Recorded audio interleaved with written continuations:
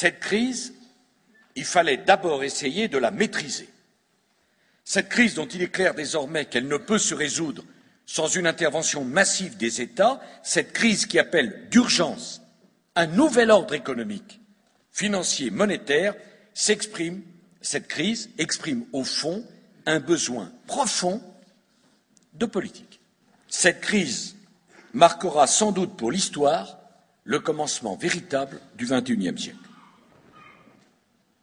Le moment où tout le monde aura compris qu'il était temps de changer, temps de donner un nouveau visage à la mondialisation, temps de construire un nouvel ordre mondial, politique, économique, social, assis sur de nouveaux principes et de nouvelles règles. Au nom de l'Europe, en tant que président de l'Union européenne, j'ai proposé que se tienne d'ici à la fin de l'année un sommet mondial pour que soient discutés et décidés ces nouveaux principes, ces nouvelles règles. Cette réunion, ce sommet, aura lieu aux États-Unis le 15 novembre prochain.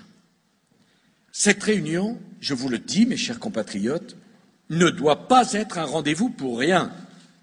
Et parce que ceux qui sont responsables de la situation actuelle ne peuvent pas être ceux qui trouveront les solutions pour en sortir. Le sommet mondial pour refonder le capitalisme, c'est l'Europe qui l'a proposé. Le nouvel ordre mondial, c'est autour des propositions de l'Europe qu'il se construira. Il faut que l'Europe se donne les moyens de jouer le rôle qui doit être le sien dans le monde nouveau qui est en train de naître. Il faut que l'Europe se prépare. Il ne faut pas que l'Europe soit la variable d'ajustement du nouvel ordre mondial. Dans le monde qui vient, l'Europe aura besoin d'un plus grand volontarisme que par le passé.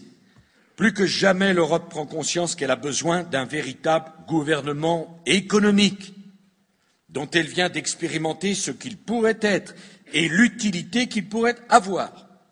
Ce gouvernement économique, c'est tout naturellement l'Eurogroupe qui doit en être le cadre. Notre stratégie économique ne doit pas seulement nous permettre de passer au mieux un moment difficile, elle doit nous permettre de nous donner les meilleures chances possibles de réussir dans le monde tel qu'il est en train de se réorganiser. Dans ce monde, la concurrence ne sera pas plus douce, elle sera plus dure. Et pour pouvoir vendre nos produits, attirer les investissements, garder nos entreprises et nos emplois, faire progresser notre pouvoir d'achat, il faut être plus compétitif, il faut travailler plus. Nous sommes le seul pays au monde à nous être doté du carcan des 35 heures. Heureusement que le gouvernement de François Fillon nous en a libérés. Aucun autre pays au monde n'a fait le choix de travailler moins. Comment voulez-vous que ça marche?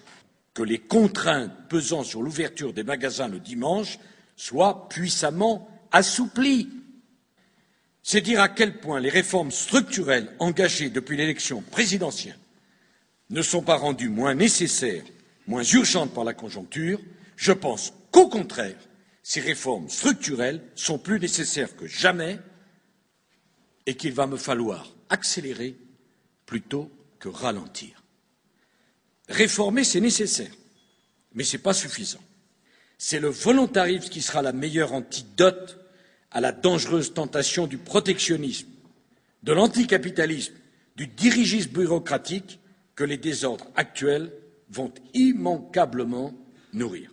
Et le doute grandira si les Français ont le sentiment qu'on leur cache quelque chose. C'est du fond du cœur que je veux vous dire, vive la France et vive la République.